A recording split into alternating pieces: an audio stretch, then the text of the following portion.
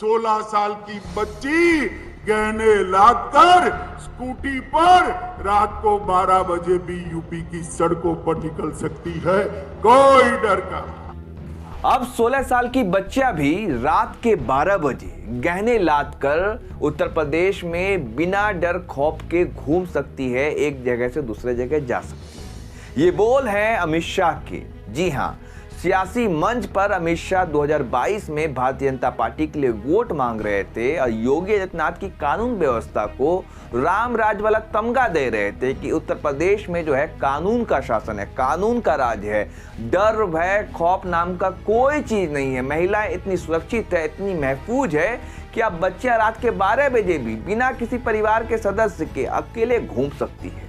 लेकिन हाय, हमारे देश की गोदी मीडिया शायद ये नहीं दिखाएगी कि किस तरीके से उत्तर प्रदेश में महिलाओं के लिए अपराध, महिलाओं के साथ अपराध हो रहा है, हैवानियत हो रहा है, दरिंदगी हो रही है।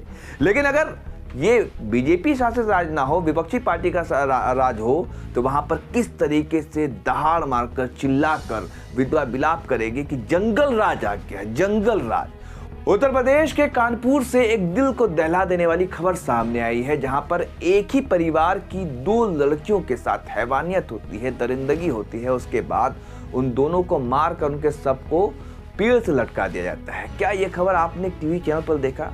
क्या ये मीडिया में इसमें डिबेट हुआ कि ये जंगल राज नहीं तो क्या है? अमित शाह तो ये वादा कर रहे थे कि उत्तर प्रदेश में राम राज आ चुका है और कानून का राज है, डर खौफ खत्म हो चुका है। किसी तरीके का जो पुलिस का इकबाल है, इतना इकबाल है कि एक परिंदा भी यहाँ पे पर नहीं मार सकता। लड़कियाँ इतनी महफूज और सुरक्षित है कि किसी तरह की घबराने की कोई बात नहीं। लेकिन ये खबर आपने देखा कहीं?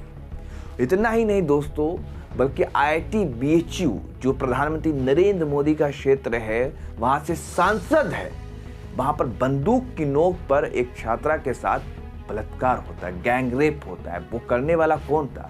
वो 3 भारतीय जनता पार्टी का कार्यकर्ता था और वो भी पदाधिकारी था।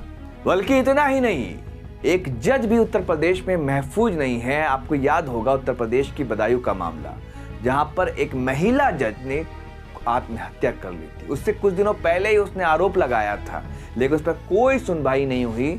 नतीजतन क्या हुआ कि उस महिला को, उस लड़की, उस जज को खुद को मौत के हवाले करना पड़ा और आत्महत्या कर दी उसने।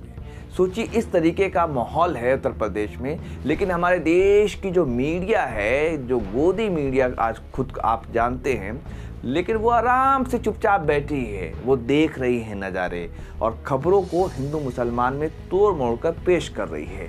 और भारतीय जनता पार्टी से उसकी हिम्मत नहीं है कि वो सवाल पूछ सके कि जहां आपका वादा था और नारा था कि महिलाएं बहुत सुरक्षित है, और याद कीजिए 2014 में बहुत हुआ महिलाओं पर अत्याचार। अब की बार मोदी सरकार 2012 का आपको वो याद होगा, निर्भया कांड। प्रधानमंत्री नरेंद्र मोदी ने कहा था 2014 में कि आप अगर वोट देने जाएं तो निर्भया को जरूर याद रखिएगा, और नारा दिया था बहुत हुआ महिलाओं पर अत्याचार। अब की बार मोदी सरकार।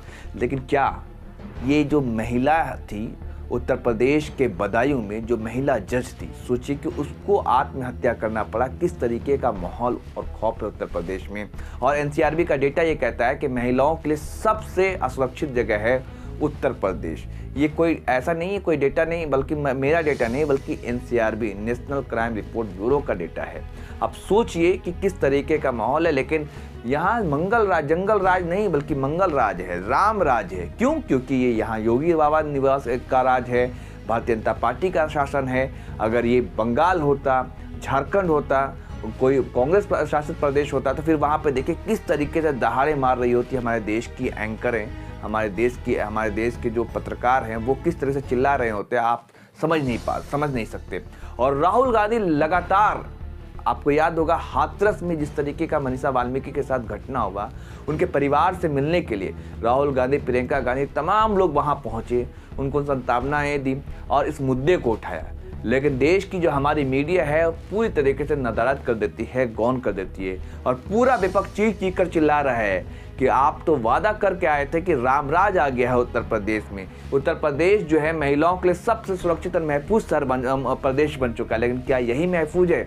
तो इस तरह की तमाम जो खबरें हैं, चाहे कानपुर में 2 बच्चों का शव मिला हो पेड़ से लटका हुआ, या फिर जो महिला जज है या ITBHU, जिनकी फोटो, जिनकी तस्वीरें हमारे देश की केंद्रीय महिला सुरक्षा मंत्री जो हैं उनके साथ, स्मृति ईरानी के साथ में मिली, उनके साथ में बड़े आराम से वो लोग सेल्फी ले रहे क्योंकि भारतीय जनता पार्टी के वो कार्यकर्ता थे।